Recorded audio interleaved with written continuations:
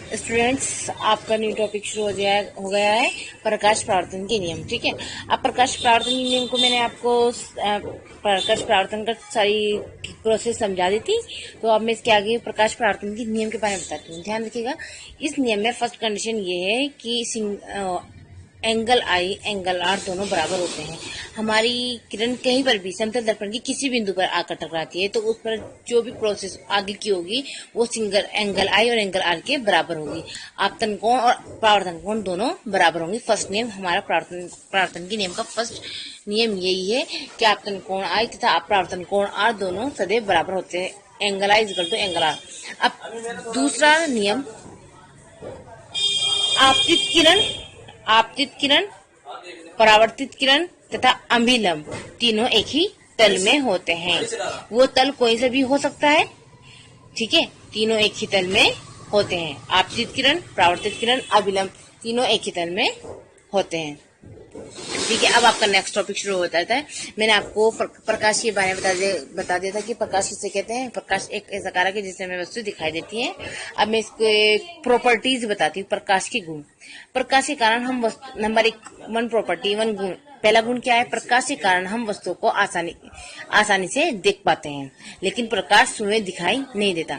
प्रकाश से हम क्या कर सकते हैं? वस्तु को देख सकते हैं, लेकिन प्रकाश को हम खुद नहीं देख पाते। ठीक है। दूसरा टॉपिक, प्रकाश विद्युत चुंबकीय तरंगों के रूप में चलता है। विद्युत लाइट, चुंबक। ठीक है। प्रकाश विद्युत चुंबकीय तरंगों के रूप में, वेव के रूप में चलता है। ठीक है।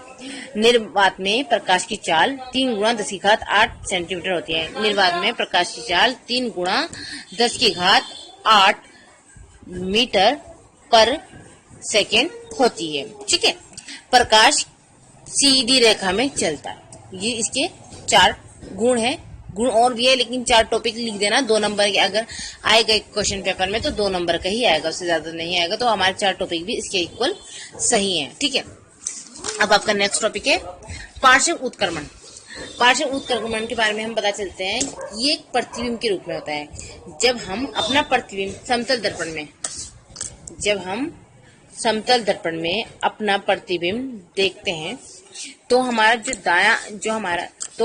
दायां हाथ प्रतिबिंब का बायां हाथ दिखाई देता है। हमारा दायां हाथ प्रतिबिंब का बायां हाथ दिखाई देता है और हमारा बायां हाथ प्रतिबिंब का दायां हाथ दिखाई पड़ता है। इस प्रकार वस्तु के प्रतिबिंब में पार्श्व बदल जाते हैं। जो पार्श्व होते हैं वो बदल जाते हैं। इस घटना को पार्श्व उत्क्रमण कहते हैं। ठीक है। अब इसी घटना को क्या कहते हैं? पार्श्व उत्क्रमण। मैंने बस टॉपिक डाल रखा है पार्श्व उत्क्रमण। क्वेश्चन किसी तरीके भी आ सकता है, तो आपको पता है कि पार्श्व के बारे में पूछेगा तो आप आराम से लिख देंगे पार्श्व उत्क्रमण किसे कहते हैं। ये क्वेश्चन आ गया पार्श्व उत्क्रमण क्या होता है, तो आपको घबराना नहीं है, बस सीधे पार्श्व उत्क्रमण की पूरी डेफिनेशन आपको लिख देनी है। ठीक है। अब आ जाइएगा, आपका नेक्स्ट टॉपिक है गोलीय दर्पण।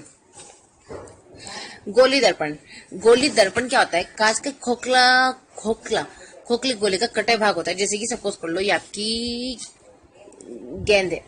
ठीक है, गोलाई से बन के, तो इसके हिस्से को हमने इतने को काट दिया है।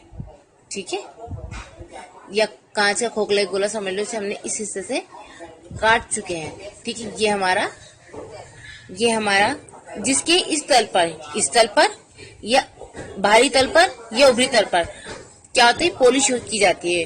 ठीक है, और एक तल या तो ये चमकदार होता है या ये वाला तल चमकदार होता है, उसे गोलीय दर्पण कहते हैं। अब आपको मैं बता चलूं, चमकदार तल से ही प्रकाश का परावर्तन होता है।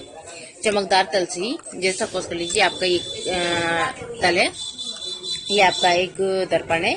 ठीक है, इसकी बाहरी सतह पर हमने पॉलिश कर दी है।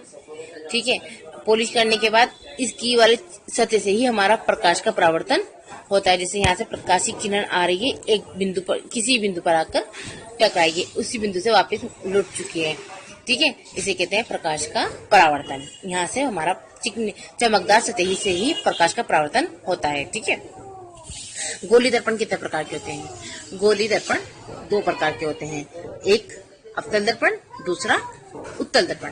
अवतल दर्पण गोलीय दर्पण जिनमें उभरे तल पर कलाई होती है।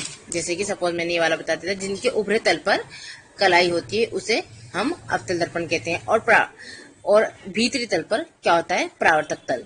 दबी सतह क्या होती है? हमारी परावर्तन होती है, अंदर से परावर्तन होता है, इसे हम क्या कहते हैं? अवतल दर्पण कहते हैं। जैसे आप फिगर देख लीजिए, गोली दर्पण जिसमें उभरे तल पर कलाई होती है और परावर्तन के अंदर की दबी सतह से और परावर्तन अंदर की दबी सतह से होता है, अवतल दर्पण कहलाता है। जैसे कि ये मैंने बना दिया है, इस भारी सतह पर पॉलिश हुई हुई है लाल रेड ऑक्साइड की, परावर्तक पृष्ठ है जहाँ पर परावर्तन होता है, इसे अवतल दर्पण कहते हैं। नेक्स्ट टॉपिक आपका है उत्तल दर्पण।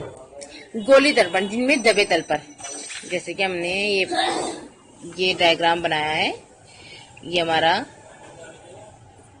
दर्पण है, इसमें हमने अभी फिलहाल दर्पण है, इस पर हमने अंदर की सतह पर पॉलिश कर दी है और बाहर की सतह से हमारा परावर्तन हो रहा है, बाहर की सतह से हमारा परावर्तन हो रहा है। ठीक है, इसे कहते हैं हम उत्तल दर्पण। ठीक है, अब आप ध्यान चलिए, गोली दर्पण जिनमें दबे तल पर कलाई होती है, जिनमें दबे तल पर कलाई होती है और परावर्तन ऊपरी सतह से होता है।